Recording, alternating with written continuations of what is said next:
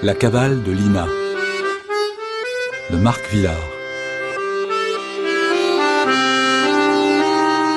Une réalisation de Michel Sidorov.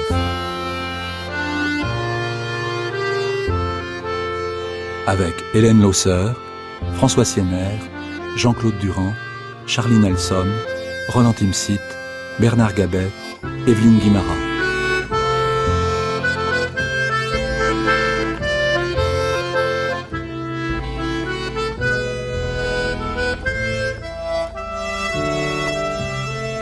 À droite de la scène, le comédien interprétant Stanley Kubrick se tient penché sur l'écran du moniteur relié à la caméra de Davis. Il gratte sa barbe de la main gauche. Derrière lui, un jeune homme blond et boutonneux piétine, brûlant de parler. Face à eux, un couple. La femme est brune, vêtue d'une robe noire, et l'homme d'un costume militaire d'apparat. On leur donne la cinquantaine. La pièce de John Foster touche à sa fin, et la sueur zigzague sur les épidermes. La clim sous perfusion garantit un petit 30 degrés. C'est trop. Enfin, la salle plonge dans le noir et le rideau tombe. Les 62 spectateurs installés devant La première mort de Stanley Kubrick au Théâtre Ovale se lèvent, applaudissent et rappellent par 3 fois les comédiens. Ceux-ci, libérés, chahutent sur scène. Il s'agit de la dernière représentation du Off d'Avignon. Dans les théâtres alentours, c'est aussi la fin d'un cycle. La satisfaction d'en finir est présente dans les têtes, mais la nostalgie des rues surchauffées de la ville y tient déjà sa place. La salle se vide peu à peu, et les comédiens, flanqués du staff de la compagnie, improvisent un pot sur scène, alignant des bouteilles de rosé et des bols d'olive sur une table à tréteaux. Ils sont tous originaires de Pordic, en Bretagne, et leur compagnie théâtrale a dû batailler ferme pour organiser ses 20 représentations au festival. Le Théâtre Ovale est situé tout au bout de la rue des Teinturiers, qui, ce 30 juillet, fermente sous le cagnard. À 22h, ils mettent un terme aux festivités. La plupart gagnent un appartement de location, le pas incertain, pour préparer leur sac, car ils rentrent dès le lendemain par le TGV avec changement à Paris, puis direction Rennes et Pordic. Fanny est chargée du dernier ménage de la salle avant restitution des lieux. C'est une petite brune de 25 ans, aux yeux effarés et aux joues creuses. Elle saisit un aspirateur pendant que ses amis franchissent la porte du théâtre en rotant. Parvenue à la 5e travée, elle éteint le tornado étincelant et décide de se boire une bière, une 16 en boîte. Puis elle reprend l'ascension de la rampe pour en terminer avec les derniers rangs.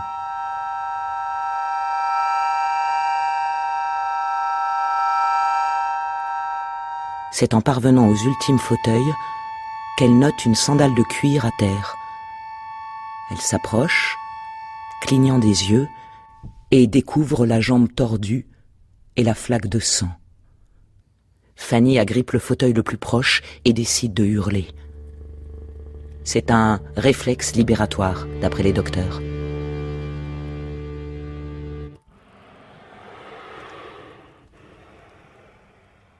Sous sa véranda à Fondane, Baru frisote sa moustache avec volupté, notant que l'alto du musicien s'accorde bien au bruit de la nuit.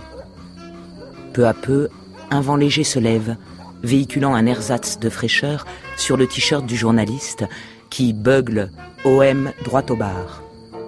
C'est une blague du club des supporters. Antoine Baru, 59 ans, en fait partie depuis 10 ans. Cette adhésion coïncide avec la mort en salle opératoire de Nathalie, son épouse. Il tire sur son cigare et pense à Art Pepper, endormi à jamais sous une terre hostile. Sur sa table en ferraille rouillée, son portable bourdonne, coincé entre un sandwich au thon et 2 crottins de Chavignol. Baru. Lorca. On a un cadavre au Théâtre Ovale. Tu vois où c'est? Rue des Teinturiers. Quel genre? Une fille sans papier, égorgée au dernier rang. Pas de témoin comme d'hab. J'ai personne au journal. Tu fais chier, Lorca. Je suis avec Pepper. Un copain? Si on veut. Laisse-moi 3 quarts d'heure. À demain.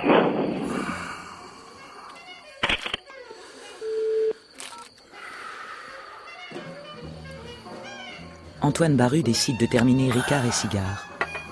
Il ferme les yeux, avachi sur son siège, et songe à sa fille Cécile, qui au même moment se réveille à Brisbane pour gagner à vélo son studio de pub situé à Fortitude Valley.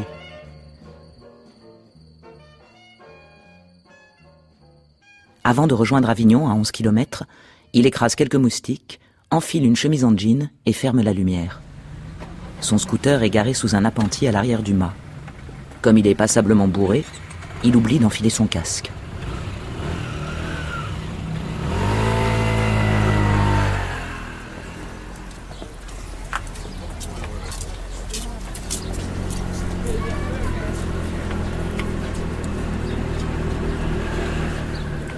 Il est minuit, rue des Teinturiers. Baru doit repousser des groupes fortement imbibés pour avancer. Des intellectuels allemands discutent de Jan Fabre. Une dizaine de filles distribuent d'ultimes flyers.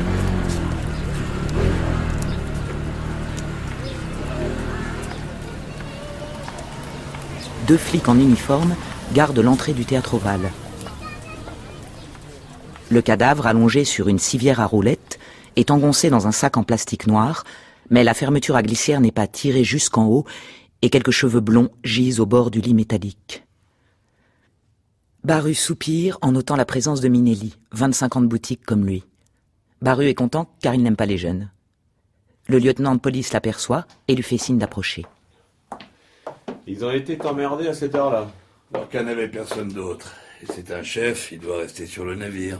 Bah voyons. Tu veux la voir? Oui, finissons-en. Les deux hommes gagnent la civière et Minelli, 55 ans et une propension au cholestérol, tire le plastique à lui. Une prégnance camphrée flotte à mi-hauteur. La fille est blonde. On lui donne entre 20 et 30 ans. L'homme qui l'a égorgée est soigneux, pas de dérapage. Une plaie bien nette et sans bavure. Elle ressemble à Cécile. Tu crois? Remarque, maintenant que tu me le dis... En tout cas, c'est pas pour son fric, hein. Rien n'a bougé dans son porte-monnaie. Et l'identité? Pas de papier, rien. Elle est fringuée voyant, un peu pute. Mais les professionnels ne vont pas voir une pièce qui s'intitule « La première mort de Stanley Kubrick ». C'est qui ce mec? Le gars de Full Metal Jacket. Ah oui, le Vietnam. Bon, on a fait quelques photos, je t'en mets une de côté? Tu peux aider pour l'identification? J'essaierai de la passer en couverture. J'ai déjà vu cette tête, mais je suis un peu dans le cirage. Ça me reviendra. T'es un bon. J'ai encore perdu 30 € avec l'OM contre Lyon. Mais je les voyais se faire massacrer. Tu manques de foi. Je vais parler à quelqu'un du théâtre. Et à demain, Daniel. À demain. Baru traverse et entre dans un bar plein à craquer. Certains comédiens commencent à peine à dîner. Les convives sont jeunes, à l'exception de deux hommes aux cheveux argentés, vêtus de costumes en toile écrue. Le journaliste apostrophe un groupe de jeunes barbus. Vous jouiez au Théâtre Oval? Non, mais Fanny, la petite brune à gauche, elle travaille à la régie. Baru remercie d'un coup de menton et s'assoit devant Fanny, flanquée de trois hommes, dont un est manifestement policier.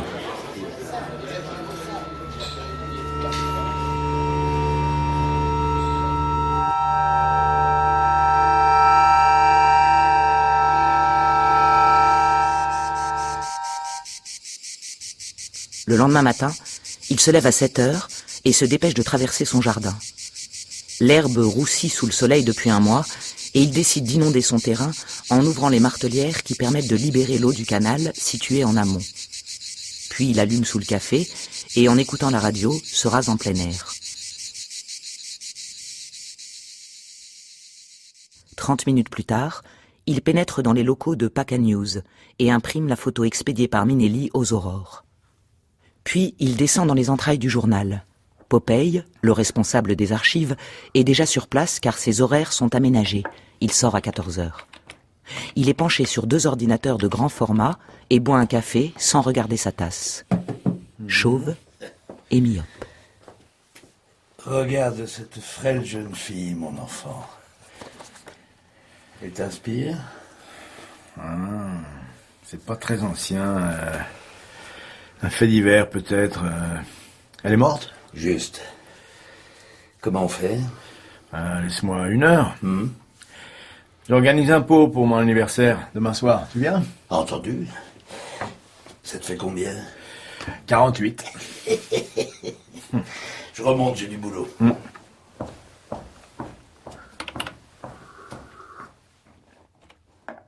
1 heure plus tard, attablé derrière un bureau métallique, Baru contemple le visage tourmenté de Lina Marchetti. La brève publiée par Paca News date de 3 semaines. Lina et Bérangère Toudic ont fait le mur de l'hôpital psychiatrique arlésien Mangin-Vélaire. On ne les a jamais revus. Sur la photo du journal, la jeune femme paraît bien plus jeune qu'au naturel. Elle regarde l'objectif, visage pur et délié. 3 semaines entre l'HP et la morgue. C'est peu. Sur le cliché concernant l'évasion, Lina évoque Cécile de façon encore plus criante. Brusquement parano, Baru ferme la porte en verre de son bureau et compose le numéro australien de sa fille, qu'il surprend au moment où elle quitte son job à l'agence. Il s'excuse en bafouillant et raccroche. Quand Lorca arrive au journal sur le coup de 10 heures, Baru pousse la porte du rédacteur en chef. Celui-ci porte un costume clair sur une chemisette à carreaux. 40 ans, bel homme. Alors, ce meurtre. Une femme d'une 30aine d'années égorgée. On avait publié une brève sur son évasion d'un hôpital psychiatrique. Tu nous fais 500 signes pour la 3. J'ai envie de creuser l'affaire. Cette fille et son parcours m'intriguent. On n'a pas le temps, Antoine. Il faut te coller aux élections du conseil, la discussion du budget, et en plus la manif des intermittents cégétistes. C'est de l'info, ça. Je te parle d'un reportage. On pourrait le coller dans les pages du week-end. Non. Les lecteurs veulent se marrer le dimanche. Pas de meurtre, pas de cinglés évadés. J'ai un coup de fil urgent. À plus tard, en conférence. Baru se détourne, pas vraiment surpris, et monte à l'étage. Dans le bureau 23, il sait qu'il trouvera Fiona Monteil. Il entre sans frapper dans la pièce occupée par l'assistante du DRH. Celle-ci est manifestement d'origine italienne et porte des boucles d'oreilles virevoltantes. Elle affiche une 50aine épanouie. En découvrant Baru, elle se lève en souriant et ferme la porte. Puis colle ses lèvres à celles du journaliste.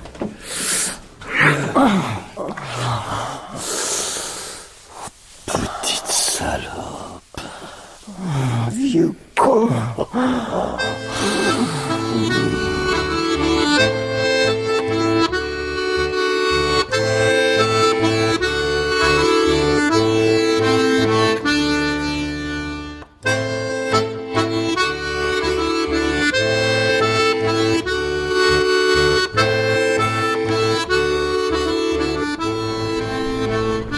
Quand Baru quitte le journal à 17h, il a réuni une modeste documentation sur Lina Marchetti.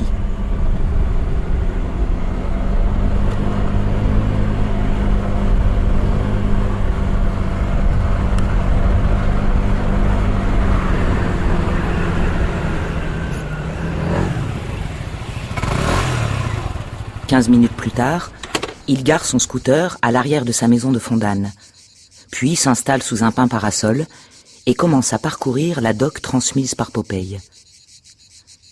La famille Marchetti, originaire d'Aix-en-Provence, est dominée par le père, imprimeur dans la région. Le couple, dont la femme est décédée voici 10 ans, a élevé 2 enfants. La jeune fille marginale quitte la maison à l'âge de 18 ans et zone à Marseille. On retrouve sa trace dans une association caritative d'aide à la Somalie. Elle se marie à Arles et divorce 1 an plus tard. Puis elle est internée en hôpital psychiatrique dans cette même ville. Elle s'en évade. Fin de course au Théâtre Oval à Avignon.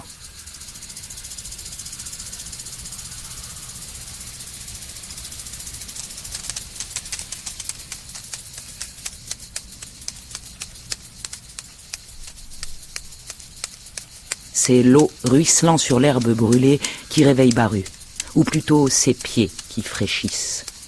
Il se redresse et grimpe près du canal pour boucler les martelières. En redescendant, il plisse les yeux, presque sûr de voir la chlorophylle teinter le sol de son jardin. Il aime être efficace. Enfin, il gagne sa cuisine et se verse un ballon de terre blanche. Puis sort de sa poche sa feuille de congé signé par le DRH que Fiona a glissé dans un parapheur. Lorca va s'agacer, mais ce sera trop tard.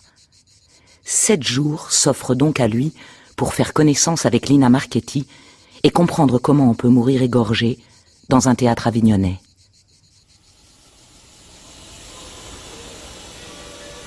Le lendemain matin, il achète son billet pour Marseille au guichet de la gare centrale d'Avignon où transitent les TER desservant les Bouches-du-Rhône. Un coup d'œil rapide à PACA News lui apprend que le meurtre de Lina est ramassé en 10 lignes, page 3. Sa tête se penche sur la vitre et Baru laisse son regard se consumer au contact de la roche et des oliviers argentés bordant les voies.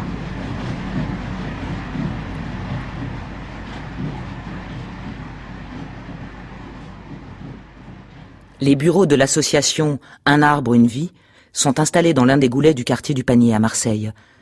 Ils traversent le Vieux-Port sur une navette remplie de touristes italiens énervés. Les bureaux de l'association sont à 2 pas. Marie-Ange Beltrami, qui l'a contacté par téléphone dans le train, l'attend sur le pas de la porte. Dans ces rues torves, le soleil se tient à l'écart et la fraîcheur est bienvenue. On crève aujourd'hui. 35 degrés, c'est la saison. J'ai pas retrouvé de doc sur Lina, mais je me souviens d'elle. Pauvre gosse. Oui, c'était pas beau à voir. Quel était son travail chez Un arbre, une vie? Marie-Ange ne répond pas de suite, mais verse un café au journaliste en lui indiquant une chaise d'un coup de menton. Le père est un imprimeur d'Aix. Il a fait fortune à la force du poignet, mais il a oublié d'où il vient. Une sorte de parvenu bourré de fric, en somme. Lina, c'était le vilain canard, car le fils Tony a fait une école de commerce à Paris. Il sait rien faire, mais il a terminé ses études. Lina a commencé à rouer dans les brancards à 16 ans. C'est elle qui le dit. Un peu de drogue, groupie derrière des rockers du Sud, vous voyez le genre. Et pour finir, elle quitte la fac en fin de seconde année. Là, le père est monté au créneau et l'a foutu à la porte. Et elle est venue travailler avec vous? Pas du tout. Elle était sans fric et s'est retrouvée à zoner dans les quartiers nord. Elle a d'abord fait guetteur et elle s'est mise à dealer vraiment à 20 ans. Et il s'est passé quelque chose, parce qu'elle a quitté les quartiers en vitesse et je l'ai récupérée sur le Vieux-Port. Elle était en train de prendre à partie 2 patrons de pizzeria qui engueulaient leurs employés africains. Je me suis dit, cette fille n'a pas peur et elle est du côté des blacks. C'était bon pour la sauce. Je lui ai proposé de me rejoindre et de tenir la permanence. Elle était comment, l'association? Bien. Calme, mais fragile mentalement. C'est la faute du père qui l'a toujours déconsidérée. Ici, elle était bien encadrée, dans une bonne ambiance. Je lui louais une chambre au 1er étage. Tout va bien jusqu'au jour où elle fait la connaissance de Fabien. Le mari? Oui, l'abruti du village. Faut la comprendre. Elle n'avait pas eu le temps de s'intéresser à l'amour, entre une famille antipathique et les dealers qui se la repassaient. Quand Fabien est arrivé et lui a dit qu'elle était formidable et qu'il avait attendu ça toute sa vie de plouc, elle l'a cru. Il l'a embarquée dans un bled du côté d'Arles, attendez, Boulbon. Voilà, c'est le nom de l'endroit où il travaillait comme garagiste. Un spécialiste de la voiture maquillée. Et direction l'Italie? Non, la Russie. Les 4x4 volés, paraît que ça part comme des petits pains là-bas. Vous connaissez l'adresse du mari? Je sais quelque part, je vais la retrouver. Ils ont divorcé au bout d'1 an. Elle en avait tellement marre qu'elle a avorté en douce. C'est moi qui lui ai dégoté un toubib. Qu'est-ce qui collait pas avec le mari? Tout. Il voulait une boniche à domicile, mais Lina, c'était pas le genre à faire les poussières. 3 cafés plus tard, Baru prend congé de Marie-Ange et se laisse glisser en direction du Vieux-Port. Le soleil tape à plein régime. Les touristes sucent des glaces à l'eau et quelques bellâtres du cru bronzent sur le pont d'une embarcation en bois. Le journaliste avise un banc, enlève sa chemise, décapsule sa Stella et mord dans son sandwich mixte. Que fuyait Lina en quittant les quartiers nord?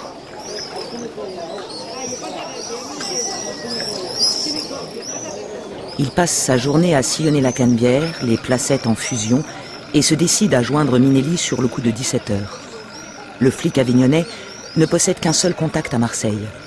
Celui-ci se nomme Mistral et survit dans le commissariat du 2e arrondissement. Baru entreprend de gagner les lieux à pied et se plante à la réception de l'antenne de police en réclamant le lieutenant. L'homme arrive au bout d'une quinzaine de minutes. Il va sur ses 40 ans et a déjà perdu tous ses cheveux. Son accent évoque le pastis et sa dégaine le classe dans les flics sédentaires. Vous êtes le journaliste? Minelli vient de m'appeler. On passe dans mon bureau.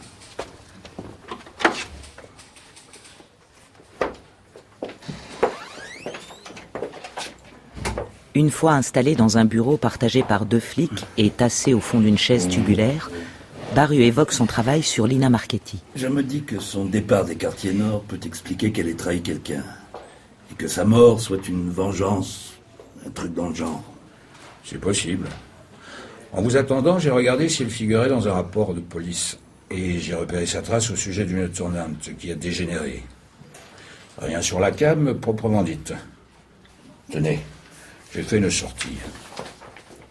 Disant cela, Mistral tend à Baru une feuille simple datée du 3 septembre 2007. Le journaliste chausse ses lunettes de près et commence à lire. Le sergent Bernard et moi-même sommes dirigés par le central dans la cité des Trois Marches. Une personne de 40 ans, Madame Estrella, nous ouvre sa porte au 3e étage du B4. Elle nous montre une jeune fille égarée et sous le choc. Celle-ci affirme se nommer Nadia Gueville et dit qu'elle et son amie Lina Marchetti ont été prises à partie par un groupe de dealers de la cité et obligées de se soumettre aux fantaisies sexuelles des trafiquants. Ceux-ci, âgés de 18 à 20 ans, les ont violés, sodomisés et les ont obligés à de nombreuses fellations. La jeune fille semble avoir perdu en partie la raison. Son amie Lina Marchetti s'est sauvée et n'a pas été revue dans le quartier depuis les faits. Nous demandons à Mademoiselle Gueville les noms des violeurs, mais elle affirme ne pas les connaître. Le SAMU parvient sur les lieux 20 minutes plus tard et part avec Mademoiselle Gueville afin de lui apporter les premiers soins et de pratiquer des examens plus approfondis. Lieutenant Faber, Bac Nord. Vous connaissez la suite? Il n'y a pas de suite. Il s'agit d'une tournante et d'habitude, les filles rentrent chez elles sans moufter. Elles ont peur. Et les types qui les violent sont souvent des copains ou des gars du quartier. Elles savent que si elles portent plainte, c'est leur famille qui en prendra plein la gueule. Dans ce cas précis, c'est une voisine de la jeune fille qui nous a prévenus, mais c'est exceptionnel. Lina Marchetti a été rencontrée quelque temps plus tard sur le Vieux-Port par la dirigeante d'une association pour la Somalie. C'est logique. Si elle dealait pour ces gars-là, elle savait qu'il fallait partir ou la boucler sur place. Elle a choisi de filer et c'était sage. Oui, mais ça n'explique pas sa mort. Non. Il faut chercher ailleurs. Pour remercier le flic, Baru lui propose une friture sur le Vieux-Port. Le policier accepte et les 2 hommes partent à pied en direction du bassin cerné par les restos.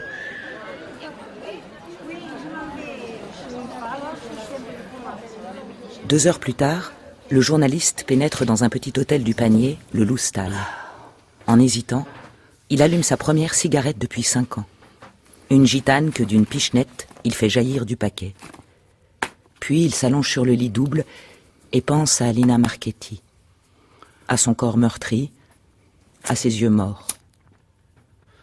À 23h, il saisit son portable et laisse un message à Fiona.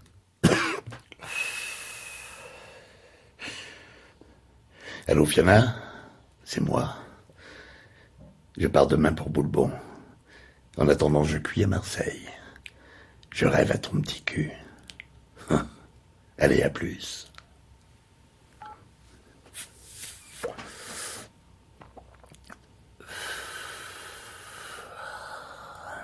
À 9h le lendemain matin, il fait déjà 27 degrés. Assis derrière une table devant sa fenêtre à l'hôtel, Baru saisit son portable et consulte ses messages. Lorca joue les pleureuses, mais c'est écouru. Fiona pense à lui.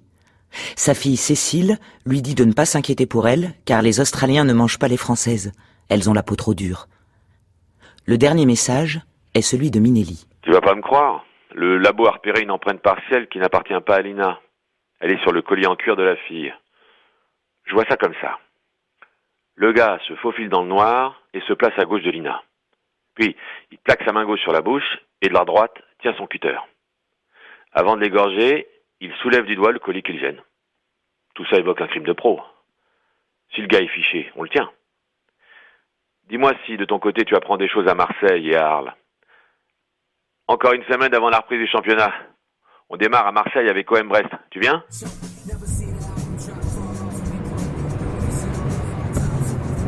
La conductrice qui véhicule Baru chez le garagiste est une brune anémique. Elle écoute Ragamuffin de Célassou en hochant la tête comme une débile. Au moment de prendre son billet de train, Baru a pensé qu'il pouvait s'éviter le trajet Arles-Boulbon à l'arrivée en tablant sur le stop à l'ancienne. La fille va se présenter pour un travail à Arles. Elle se nomme Maëva et travaille dans l'informatique. Mais le journaliste ne comprend pas vraiment son job. Il essaie de ne pas engager la conversation en faisant semblant de sommeiller. Mais de fait, pose un œil critique sur la campagne surplombant Marseille. Les jardins pourris succèdent aux champs grillés. Ceux-ci sont régulièrement flanqués d'usines en friche et il faut attendre la sortie de salon pour retrouver la Provence de cartes postales. Le journaliste indique à Maëva l'enseigne d'un garage situé à l'entrée d'un bourg. Elle gare sa Twingo verte, enflamme la gitane que lui tend Baru et file en direction d'Arles, tournant le dos à la montagnette. Le garage de Fabien Carmet pue l'essence, comme la plupart des garages, et affiche sur le devant une activité peinarde destinée aux foules crédules et aux inquisiteurs. Un poivreau de 50 ans, noir de poils, s'active mollement, penché sur un moteur de Peugeot. Fabien Carmet, modèle réceptionniste. Disant cela, il indique une brune à la poitrine généreuse, penchée sur un ordinateur dans une niche en verre sécurite. Mademoiselle, j'aimerais parler à Monsieur Carmet. Ah, il est dans l'autre atelier, je vais le prévenir. Attendez-le dehors. Le patron ne reçoit pas dans son atelier secret, situé au fin fond des lieux. Baru avise un tabouret à l'entrée et décide de prendre position à l'extérieur, à l'ombre. L'environnement fait de tôle et de débris graisseux semble comme réifié dans la torpeur. Il se décide pour une autre cigarette et pose les yeux sur les façades de la bourgade. 2 campeurs en déshydratation dépassent le bâtiment et envisagent la grimpette vers la civilisation. Ouais. Fabien Carmet. Baru se lève, pivote et découvre un homme brun d'une trentaine d'années, l'œil évasif et les cheveux mi-longs. Il porte un t-shirt noir sur un short bleu. Antoine Baru, je viens vous parler de Lina. Quoi? Encore? Elle est morte. Égorgée. Carmet accuse le coup, ouvre la bouche et porte la main à ses lèvres comme pour contenir un cri. Puis décide de s'asseoir sur 3 pneus superposés. Vous êtes un policier? Non, journaliste. J'écris un papier sur les dernières années de Lina.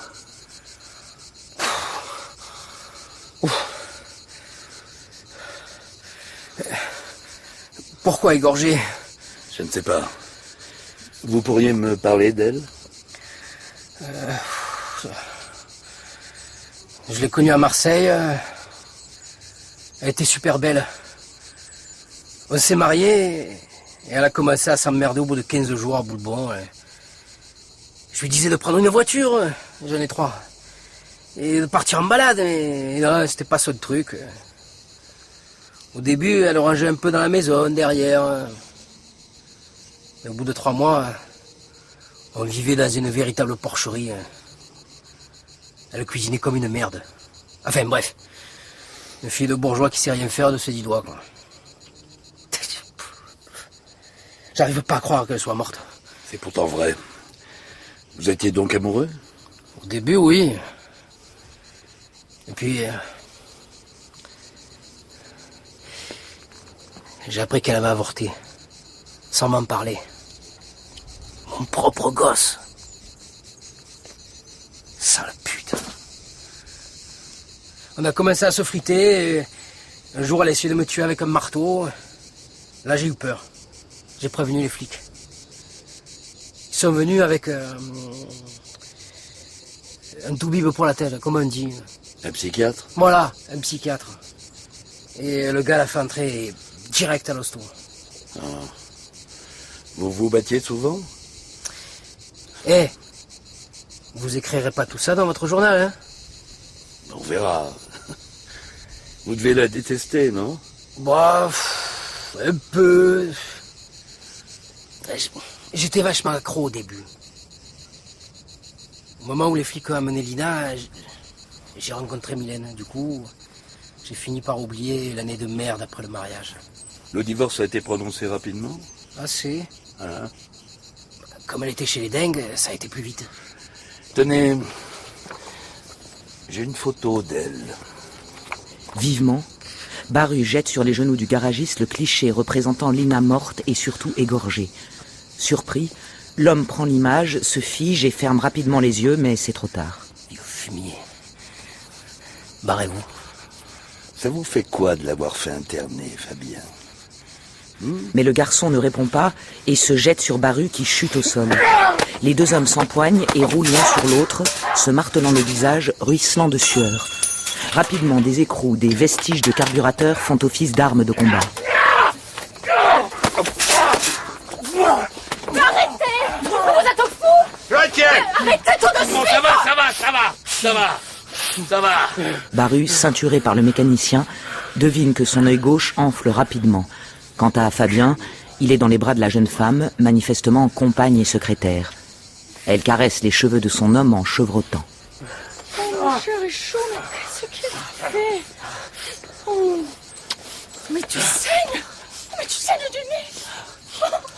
Baru finit par se relever et ramasse la photo de Lina Marchetti qui traîne dans la poussière. Puis, sans ouvrir la bouche, il tourne le dos au garage et gagne en boitillant la route nationale qui passe un peu plus loin.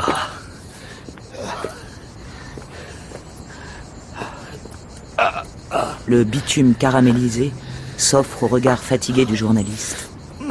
Il opte pour la direction Avignon. La végétation craquante borde la route peu fréquentée à cette heure de la journée.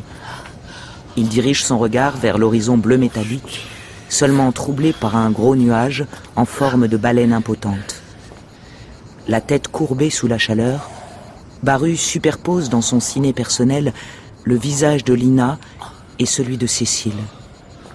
Et s'avoue curieusement que c'est sa fille qu'il sauve de l'oubli en chassant la présence de Lina sur la terre provençale. À 17h, un conducteur de Toyota le dépose à 100 mètres de son mort. Il ouvre toutes les fenêtres et se verse 2 ballons de rosée coup sur coup. Puis scotche autour de son œil gonflé un pansement étrange, maintenant 2 cubes de glace en contact avec la peau. Et décide de commencer à écrire son papier. Son ordinateur prend sa place en terrasse sur la table du déjeuner et pour se remonter le moral, Baru introduit dans son lecteur de CD un vieux Jazz Messengers, celui avec I Remember Clifford en plage 2. Un coup de fil le surprend à 20h.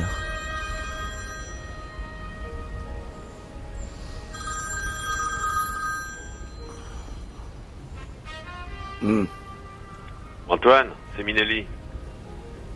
J'ai commencé à écrire la vie de Lina. C'est bien. L'empreinte partielle était en stock. C'est le doigt de Steiger qui figure sur le collier en cuir. Le flingueur de Toulon? Un ancien du sac, non? C'est ça. Toujours soupçonné, jamais condamné.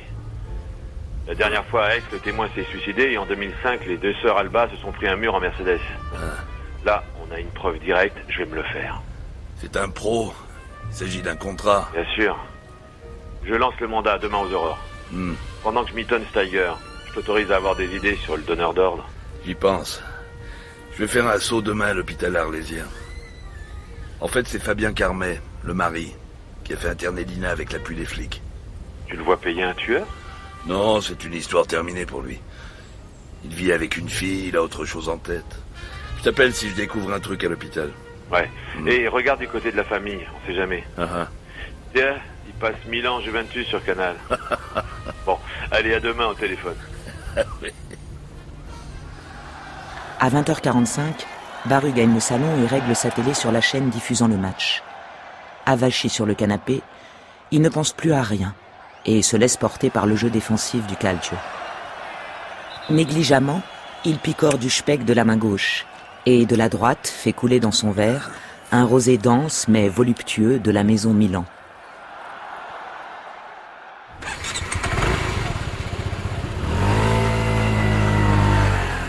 À 10h le lendemain, il emballe son scooter en direction d'Arles.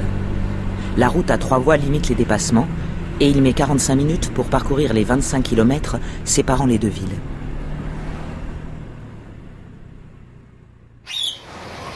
L'hôpital Mangin-Vélaire est situé dans une rue bordant les anciens entrepôts SNCF. Ceux-ci abritent en juillet-août les rencontres photographiques. Au centre des lieux, un bâtiment refait à neuf indique une volonté de modernisation. L'HP, Mangin-Vélaire voisin, est recouvert de crépi blanc comme la plupart des hôpitaux. 2 jeunes femmes pianotent sur des ordinateurs à la réception.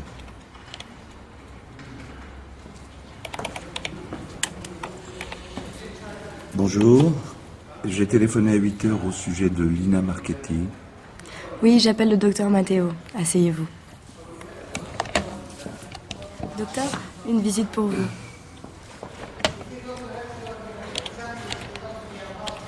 Dix minutes plus tard, un homme en civil d'une quarantaine d'années, bronzé et cheveux en bataille, se porte vers Baru. Il indique son bureau au journaliste. Suivez-moi. Une infirmière black, 35 ans et portant de fines lunettes, se rapproche des 2 hommes. Je vous ai sorti le dossier de Lina, docteur. Merci Nadia, mais je n'en ai pas besoin. Puis, tournant le dos à la jeune femme, il pousse légèrement Baru dans son espace personnel.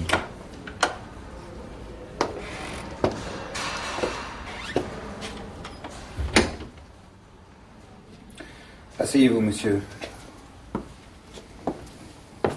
Je ne sais pas qui vous a répondu ce matin, mais j'aurais pu vous épargner le déplacement, car il est hors de question que je trahisse le secret professionnel concernant une patiente. Elle vient d'être assassinée.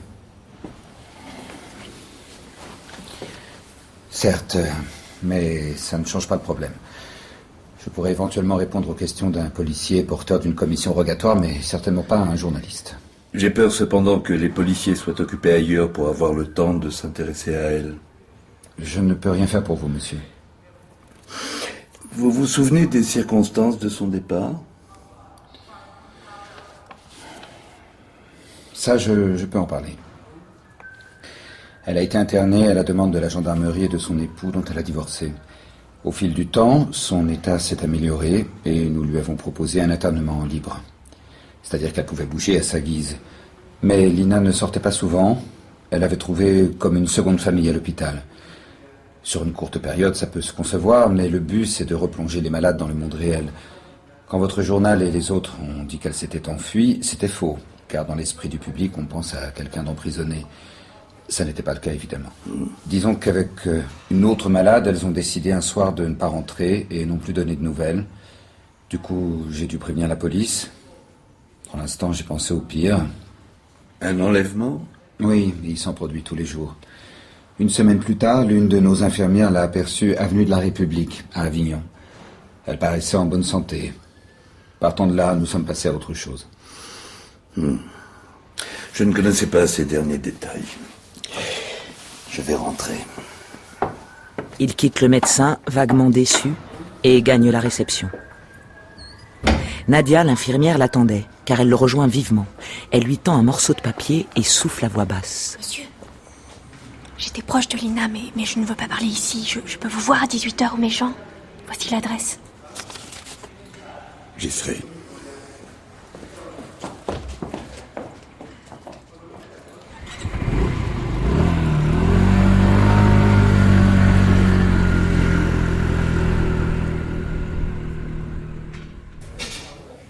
Le café indiqué par Nadia fait partie d'un ensemble culturel comportant librairie, salle d'exposition et cinéma.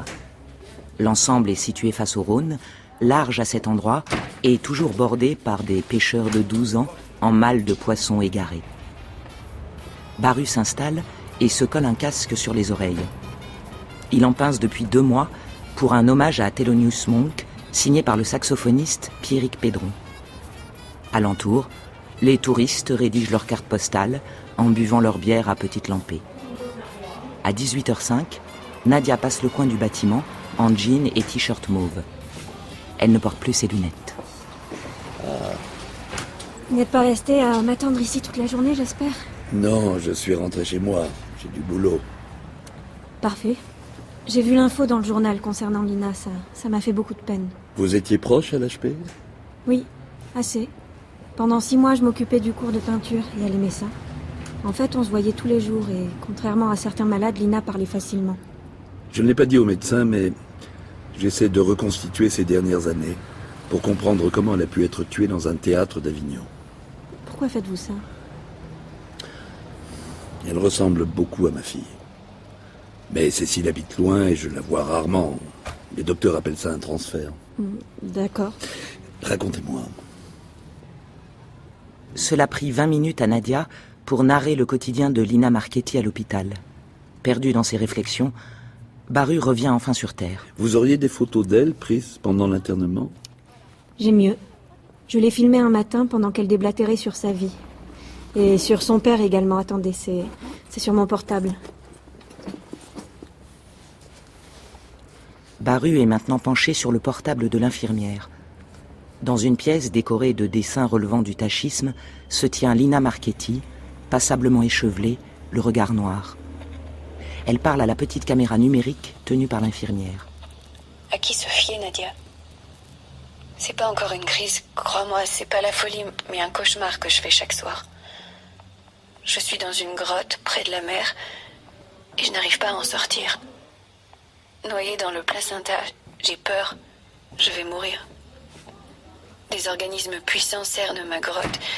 Je suis enduite d'une saleté de liquide amniotique, et derrière la grotte, je sais que la renaissance est tapie, mais il y a cet homme. C'est ton père, Lina? C'est lui qui te retient dans la grotte? Je ne sais pas, c'est l'ennemi. Et si ce n'est pas lui, l'ennemi, qui est-il? Je suis fatiguée, je veux sortir de la grotte. Je ne suis pas folle. Je suis ton amie. Non, tu es mon infirmière, Nadia. Je n'ai plus d'amis. Et contre qui me battre maintenant? Le film stoppe brutalement sous le regard incrédule de Baru. Mais dites donc, il n'avait pas l'air au mieux. Je l'ai filmée ce jour-là sans savoir que le lendemain, elle partirait avec une autre malade. Et puis en cherchant dans ses affaires à l'hôpital, j'ai mis la main sur ce qui l'a désarçonné à mon avis. Et ce serait quoi? Une lettre de faire-part expédiée par le notaire de famille. Son père est mort. L'imprimeur? Oui, elle n'a qu'un père, comme tout le monde. Une attaque cardiaque. En fait, pendant sa thérapie, l'image du père dominateur revenait sans cesse. Elle a dû vouloir sa mort 50 fois, et là on lui apprend qu'il est décédé. Je vous laisse imaginer la confusion dans la tête de Lina. Baru plonge dans ses pensées, allume machinalement une cigarette fripée. Le père est mort, Lina se sauve de l'HP. 3 semaines plus tard, elle est assassinée. Elle est la dernière de la famille, non? Je ne crois pas. Il me semble qu'il y a un frère.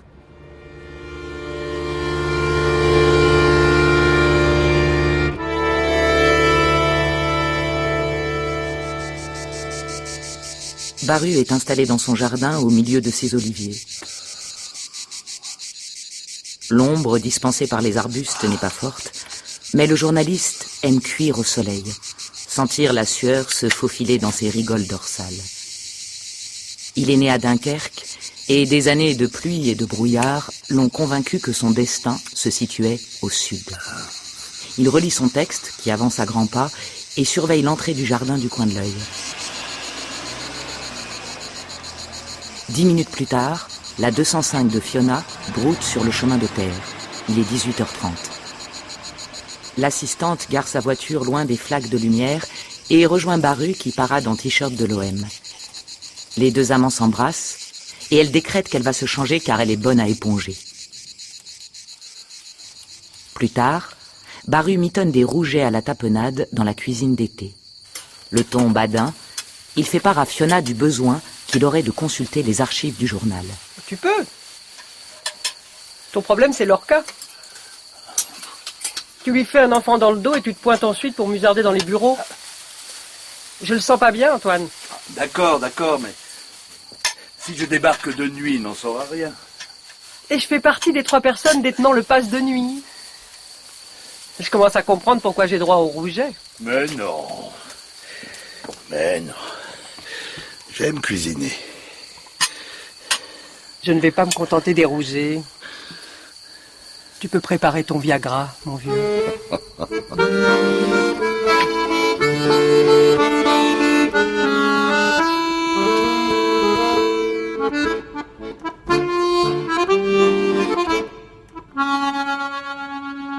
Le lendemain est un samedi. Sur le coup de 23h, Baru se fait ouvrir la porte du personnel par Fiona qui, en bâillant, décrète qu'elle va retrouver son lit. N'oublie pas de fermer en partant. Je dois refaire un code? Non, c'est le même qui se remet en place, t'es pas au Pentagone. Reste calme, Antoine. Oh. Baru est installé devant l'un des ordinateurs de Popeye. Il entend les secrétaires de rédaction piétiner au-dessus de sa tête, car Paca News part en impression dans 30 minutes. Ce que propose l'écran face à lui donne soif. Il a d'ailleurs déjà bu 2 bières. On apprend que Tony Marchetti, frère aîné de Lina, est diplômé de l'école supérieure de commerce de Marseille, célibataire et âgé de 34 ans. Une photo accompagne la notice biographique de Tony. Elle révèle un viveur, écharpe blanche en bandoulière, le cheveu filasse. Les yeux, contrairement à la lippe boudeuse, sont durs et contredisent l'attitude générale du jeune homme. Mais la bombe est contenue dans la dernière ligne de la notice. Membre du conseil d'administration de Paca News. Autrement dit, aucune expérience professionnelle, mais une planque ne nécessitant pas de connaissances précises. Baru continue d'avancer dans sa recherche et clique le nom du père chez les imprimeurs régionaux. Aucune surprise majeure ne l'attend, si ce n'est celle de trouver parmi les clients de Marchetti Rotopress son propre journal, Paca News. 15 minutes plus tard, Baru ferme l'ordinateur, glisse ses bouteilles de bière vides dans ses poches et gagne la sortie dont il referme la porte avec précaution. Puis récupère son scooter sur le parking de la vieille gare.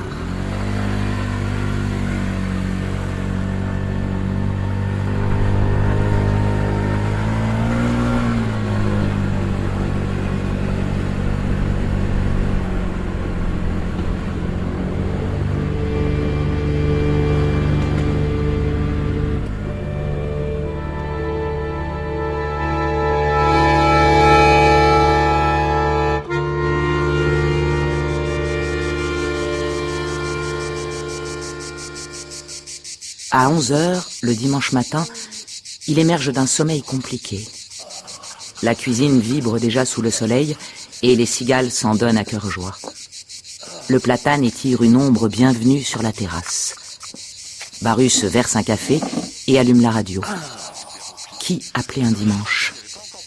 Il consulte l'écran de son portable et s'aperçoit que Minelli a téléphoné la veille au soir, mais il avait coupé le téléphone durant son passage au journal.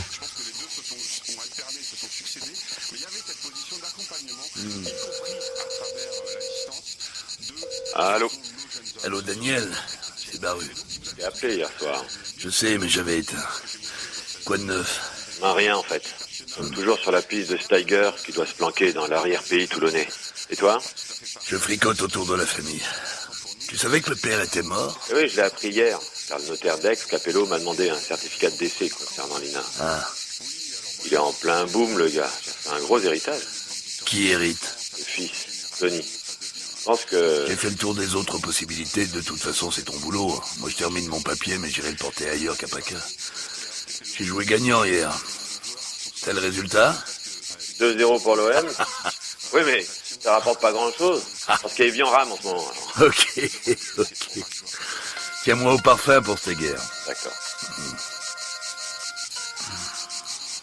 Baru raccroche. Il ferme les yeux bercé par l'orgue d'Eddie Louis. Comme il va pour se rendormir, son portable bourdonne.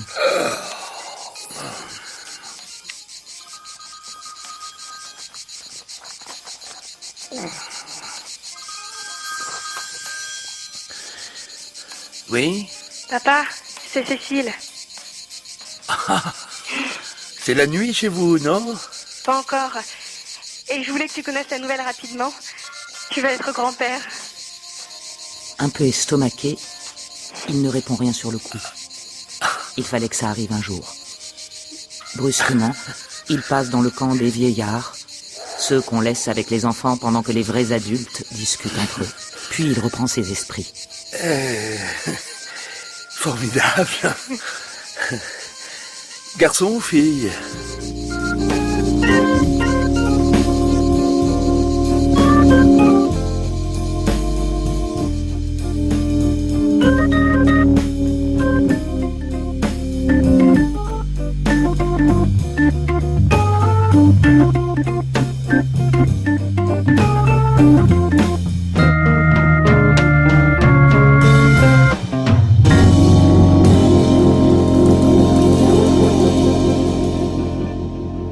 Baru se faufile à sa place ce lundi matin sans la ramener.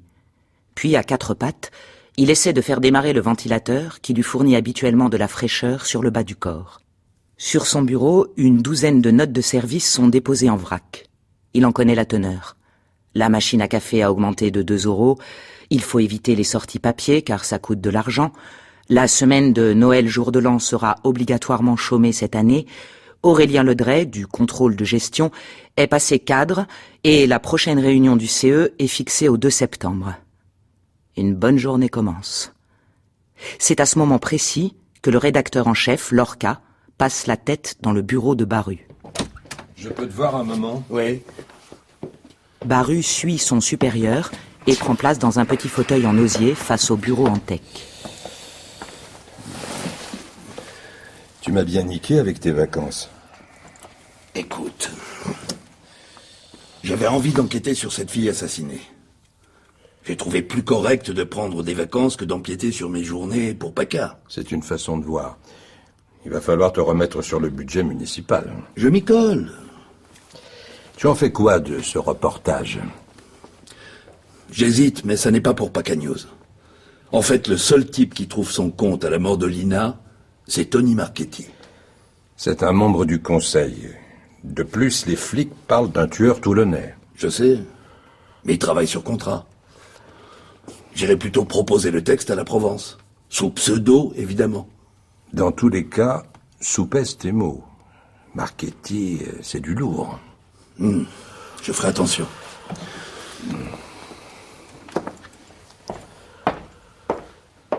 Pendant que Baru regagne son bureau au fond de la rédaction, Lorca reste songeur, puis se décide et saisit son téléphone. À la 3e sonnerie, son correspondant décroche.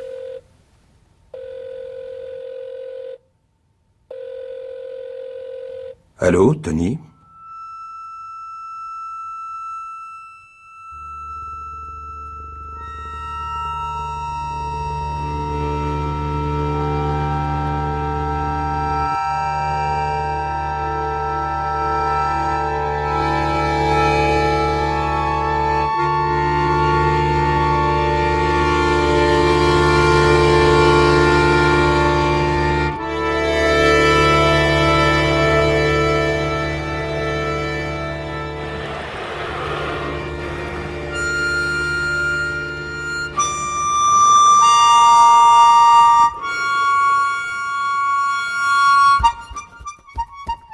Aujourd'hui, mercredi, Baru a décidé d'arroser l'existence de son petit-fils, fœtus en bonne forme, qu'il nomme Oscar pour s'amuser.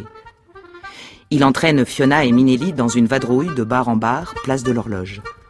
Fiona le traite de Pépé et Minelli le présente dans chaque établissement comme le plus grand journaliste du monde occidental. Il aime beaucoup l'Occident, Minelli. La fête du théâtre est terminée. Les services de la voirie ont arraché les nombreuses affiches suspendues aux grilles, au commerce. Des touristes se lancent à la tête des glaces à la vanille. Un combo de mariachi banlieusards massacre Guantanamera.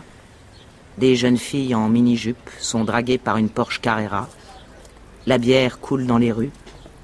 Des gitans aux yeux noirs avalent des merguez. Fiona dit qu'elle a sommeil. Minelli s'assoit sur une borne en plomb et vomit sur son costard.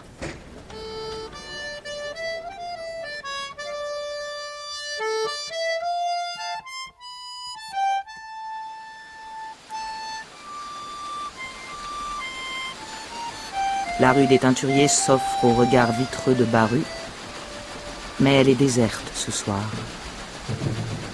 Il longe les roues à eau qui tournent en silence. Sa tête s'envole vers Brisbane. Un enfant aux boucles blondes court vers lui, criant « Papy, as-tu tête ?» Il freine, stoppé par des conteneurs à bouteilles. Il n'entend pas le feulement d'une étoffe dans son dos. Et encore moins les 2 balles du Glock percutant l'arrière de son crâne. Il s'écroule dans des poubelles renversées. La prégnance de coquilles d'huîtres et celle d'olives pourries monte à ses narines une dernière fois. Son corps semble comme aspiré par une force lointaine et irrésistible. Il ne sait même plus pourquoi.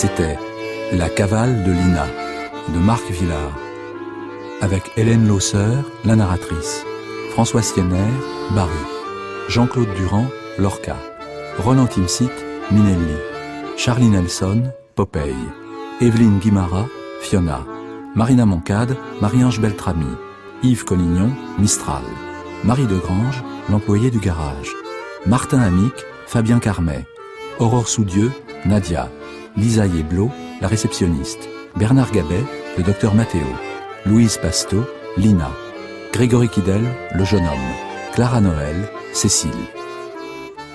Bruitage, Patrick Martinache. Prise de son, montage et mixage, Jean-Richard Dufour, Myriam Guillot. Assistant, Guy Péramor. Réalisation, Michel Sidorov.